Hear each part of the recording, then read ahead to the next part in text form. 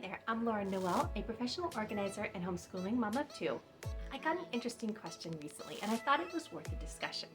I share a lot on this channel about minimalism and decluttering as well as homeschooling, so I was asked, are you a minimalist homeschooler? It got me thinking, so let's chat.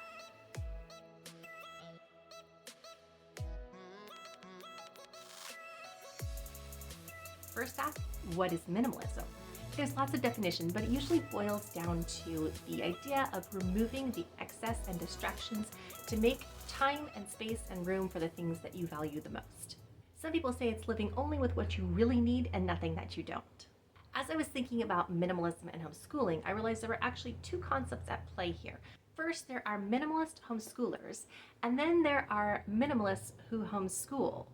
Does it matter? Probably not, but I love a good intellectual deep dive, so here we go. First up, minimalist homeschoolers. A minimalist homeschooler might be defined as somebody who keeps their curriculum, their homeschool space, and likely their budget very simple and streamlined. They might do a lot of their courses online to keep their physical space clean of books.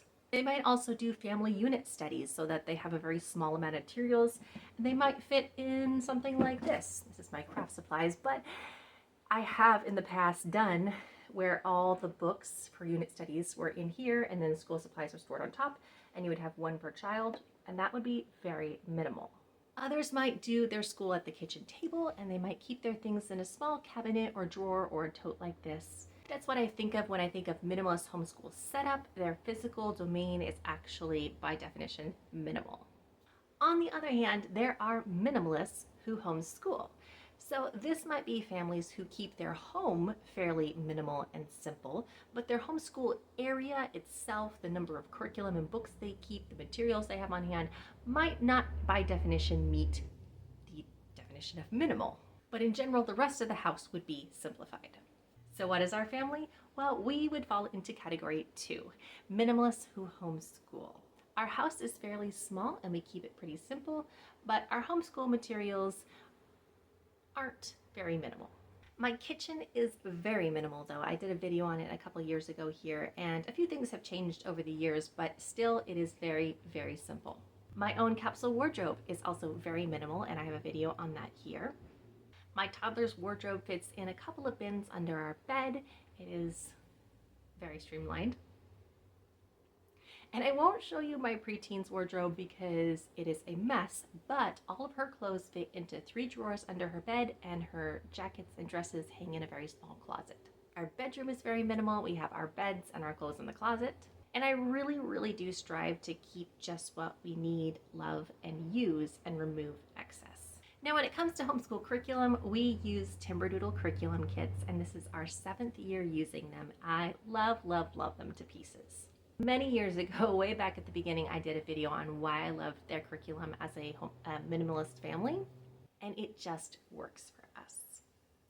If you've ever heard of the StrengthsFinder personality test, I am an input. I love research and information and just learning. I will be taking courses till the end of time because I love all the things. It's my thing to learn and to absorb all this information. I love all the books, all the puzzles, all the games, all the STEM building kits, the art kits. I love it all. So for me, it is important to keep the rest of the house minimal and not have to do a lot of cleaning all the time so that I can invest in homeschooling. And for us, that's using a little bit of a fancier curriculum that has more pieces in it. So it's still streamlined. Our schedule is still very basic, and I love that they give us that schedule that's so simple, but we have all the pieces that go with it. And for sure, I do declutter every year. I let go of the pieces that we no longer want or that the kids outgrow, and we always make space for our new pieces to come in. And I think it's very super important to say here that some people are minimalist homeschoolers because they need to be. Their personality needs that simplicity. They need all their books to fit in this one tote. They need their things to be in a small space because they don't like all the games and the puzzles and the art and the pieces. And that's totally okay. There is no right or wrong way to homeschool. Every child and every parent has a learning style, and a personality, and that's how you decide what works for your family. You don't ever have to feel like you have to do something because somebody else does it.